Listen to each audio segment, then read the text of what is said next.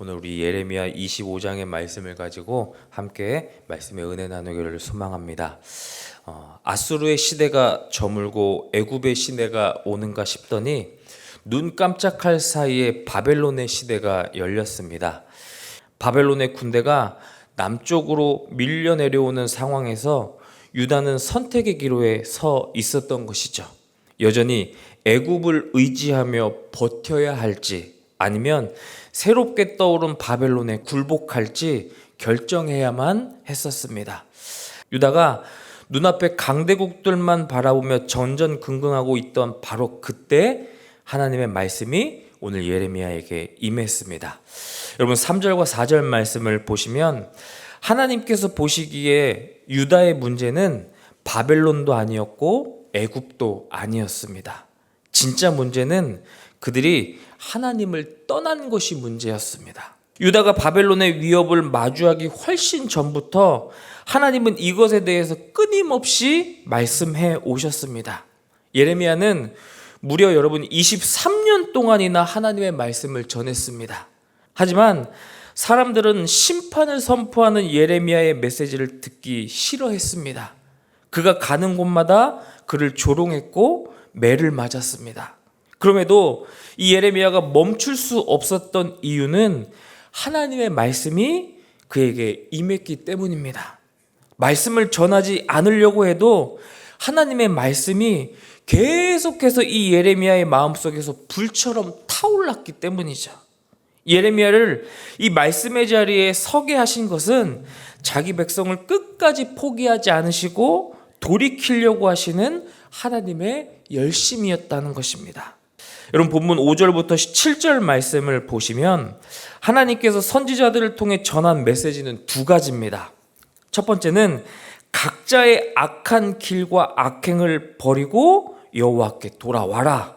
그리고 두 번째는 다른 신을 따라다니며 섬기지 말라는 것이었습니다. 이것은 여러분 새롭게 요구하는 사항이 아닙니다. 하나님께서 출애굽 이후에 줄곧 이것에 대해서 계속해서 말씀해 오셨습니다. 그들에게 회개의 길은 열려 있었습니다. 돌이킬 기회도 주어졌습니다. 말씀도 있었습니다. 그런데 그들은 끝내 우상을 선택했다라는 것입니다. 그들 스스로 파멸의 길로 나아간 것이죠. 하나님은 그들에게 이제 판결로 나아가기 시작하십니다. 여러분 7절이 이렇게 끝이 납니다. 여호와의 말씀이니라. 여기에서 사용된 이 말씀이라는 단어는 선언, 판결, 최종 선고를 의미하고 있는 것입니다.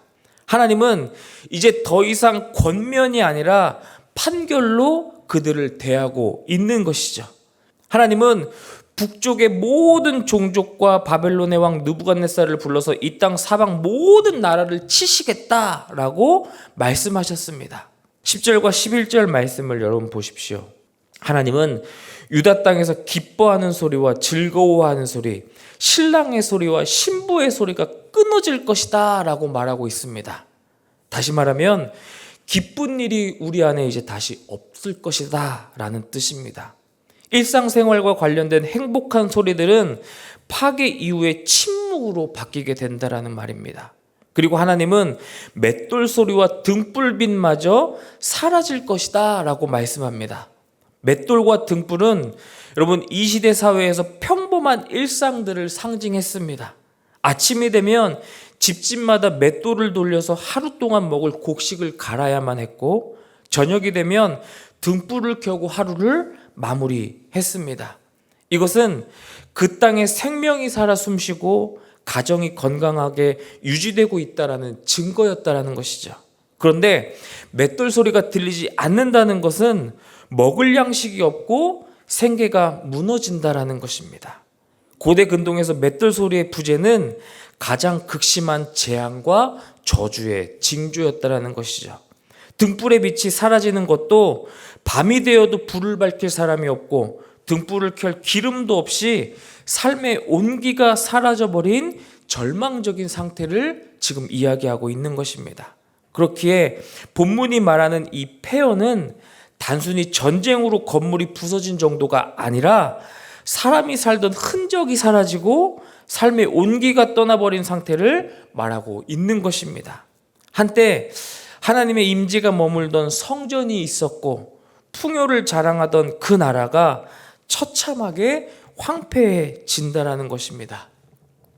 그런데 이 두려운 선포 가운데 하나님은 징계가 얼마나 지속될 것인지도 말씀하십니다. 11절을 보시면 이 민족들은 70년 동안 바벨론의 왕을 섬기리라. 하나님이 정하신 기간은 70년이었습니다. 그런데 이 70년이라는 숫자에는 절망만 담겨 있지는 않습니다. 여러분, 징계에도 끝이 있기 때문이죠. 그리고 그 시간을 정하시는 분은 하나님이시기 때문입니다. 12절에도 여호와의 말씀이니라 라고 말씀합니다. 여기에서도 말씀은 바벨론을 향한 하나님의 판결이었습니다. 70년이 끝나면 바벨론은 자신들의 죄로 심판을 받을 것입니다. 그들이 아무리 강해 보여도 하나님께서 정하신 시간이 오면 그들의 권세도 끝난다라는 것입니다. 그들은 심판을 위해 일시적으로 주어진 권한을 자기 힘인 양 착각하고 악용했습니다. 그들은 교만했고 유다를 잔인하게 짓밟았습니다. 하나님은 그에 대한 죄값을 반드시 치르겠다라고 오늘 본문에서 설명하고 계시는 것이죠. 13절에서 하나님은 이어서 말씀하십니다.